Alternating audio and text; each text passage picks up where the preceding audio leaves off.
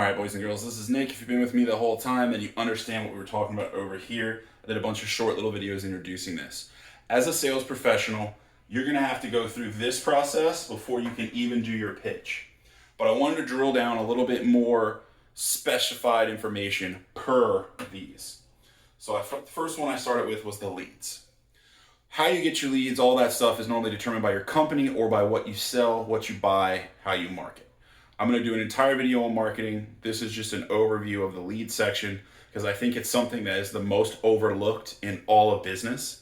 I don't know why that is. It just seems to be overlooked in every business. If you're a business owner, stay to the end, watch all the way through, put in the comments what you sell, and if there's any way I can help you or give you some value, even if I don't charge you anything, I want to help as many people as I can.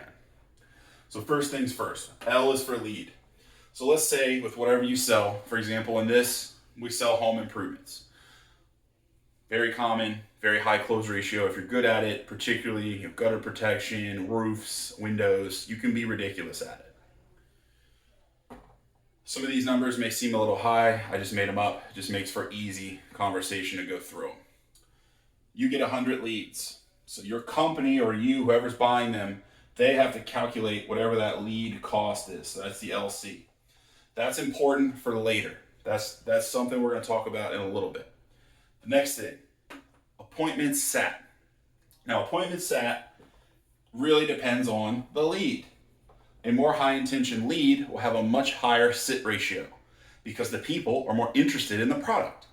So in home improvements, one of the things that was amazing was how high the sit ratio was. If they sent in, a request, you get a really high sit ratio. So we'll say you issue. You give the salesperson, they get 100 leads. Out of that 100, they drive out to the house. They're going to sit with 85% of the people or 85 people.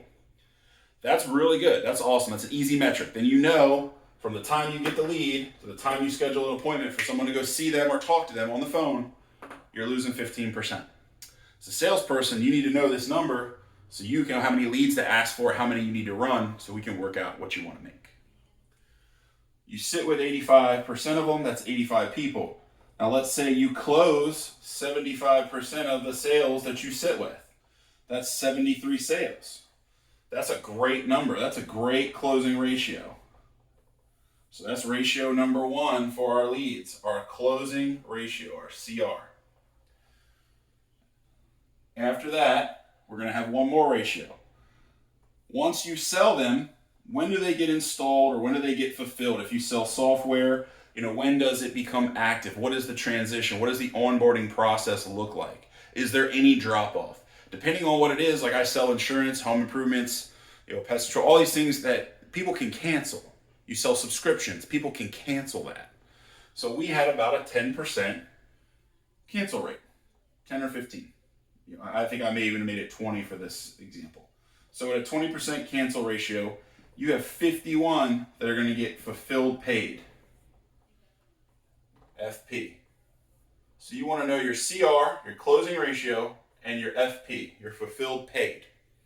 As a sales rep, now you know you're going to get paid. If you've got 100 leads, you're going to make 51 sales. You know that. And let's make it really simple. Out of these 100 leads, on these 51 sales, they're worth $1,000. So you just made 51 times 1K. It's $51,000. You know that.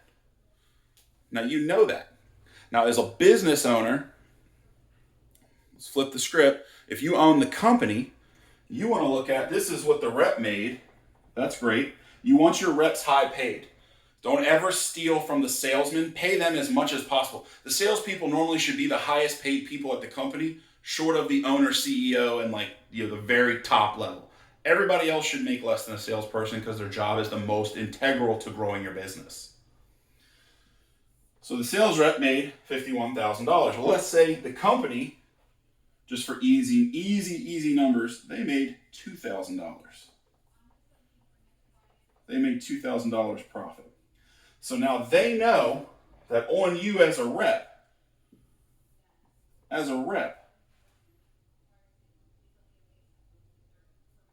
they're going to make $102,000 of profit on you.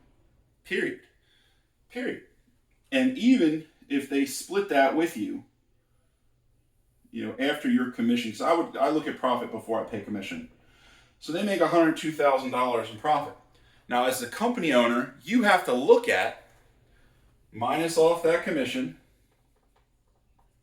brings you down to 51K. Then you got to look at your costs. Cost for leads normally is the cost of the lead. So what is the cost per lead, the CPL, and then the cost per acquisition? Cost per lead is normally the fastest way to figure it out, but cost per lead is a singular number. Cost per acquisition not only has the lead, it has the sale, you have the commission, it also has the overhead, the marketing, any brand. There's just the list is almost endless. Whatever can fit under cost, that's what you really want to know. So if you know, for you to get 100 leads, it's going to cost you, we'll make it easy, $10,000, then you know your cost per lead. You just divide it out. 100 divided by 10K. Very, very simple. 10K divided by 100. I'm sorry, I did a little backwards there. My brain is already 10 steps ahead. You just divide it out. 10K divided by 100 should be 100. So it's 100 times 100 is $10,000. So you're about $100 per lead. So now you just spent your cost per leads for this is $10,000. So that comes out of your money. So at 41K, after you lose your 10K, that's really what your profit's going to be, all said and done after that. Now, we look at our cost per acquisition. So that's all that stuff. So now we know we're at 41K after we do the easy marketing, the easy commission, easy profit. Now, from here, we'll say to run our office, to facilitate all this stuff for 100 leads, we'll say for a month of operation, depending on what you sell, our office cost me 10K to run. So that means, as a business, you made $31,000 off of this sales rep. So you got to know that number to say, all right, that guy's worth 31 grand to me. So how many sales reps do I need to hit the profit number that I need? So say I want to make, 300 grand, I need 10 sales reps to do that. So that's how you should look at all of your numbers as a business. So that means your cost per acquisition. So for you, what it actually cost you to get the client. So what did it actually cost you? Obviously, you spent $10,000 on the leads. That's the most important thing. $10,000 on the leads. We'll say the overhead was $10,000. So there's 20K. And you got 51 sales to stick. Your cost per acquisition is 20,000 divided by 51. Really simple. Now you know what that acquisition is. Then you factor in everything else to see what your profit will be, just like I did previously. Because I think profit is the most important number. Profit is the jam. Because that's all that matters. There's so many businesses out there right now that are like, oh, our cost per acquisition is this. It's like, yeah, but what was your profit? I'd rather have a high cost per acquisition and a higher profit margin than a low cost of acquisition and no profit margin. Because that means your business didn't make any money. And that's what's wrong with some of the folks that when they think about their business, they don't want to spend any money on marketing or they spend way too much. I never see the middle where it's like, yeah, I'll spend a good amount. It's like, no, I'm going to spend nothing on marketing and leads, or I'm going to spend everything on leads and take this garbage as best we can. You don't want to fluctuate your numbers too much. Your cost per acquisition, your cost per lead, they should be in comfortable ranges. But it also depends on the quality.